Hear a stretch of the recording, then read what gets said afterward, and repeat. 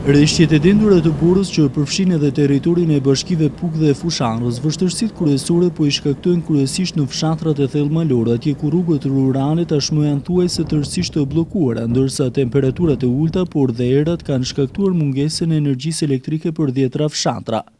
Linja tërësisht jashtë kushteve teknike në fshatrat e Pukës duket se nuk do të garantojnë furnizim të rregullt edhe gjatë këtij dimri, ndërsa punonjësit e OSHE sakrifikojnë për rikthimin provizor të energjisë. Ndryshe nga vitet e shkuara, në Puk sot u vrejtën automjetet e duhura për pastrimin e rrugëve, çfarë bëri që në disa prej akseve rrugore qarkullimi të ishte normal, ndërkohë që nuk munguan sërish rrugët ku lëvizjet që me fillimin e rreshjeve filluan të vështirësohen. E teksa rreshjet e Dëborës startuan në të gjithë territorin e bashkive Puk dhe Fusharës, segmentet rrugore nacionale të kësaj zone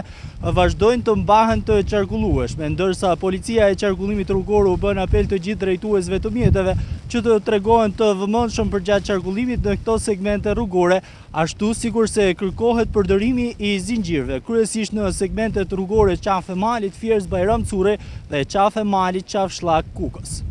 Në të gjitha akset rrugore të Pukës për mbajtjen hapur të rrugëve nacionale punojnë 8 automjete borpastruese, ndërkohë që kompanitë është e nevojshme të punojnë edhe gjatë gjithë natës pasi në të kundërt bllokimi i rrugëve është i pashmangshëm.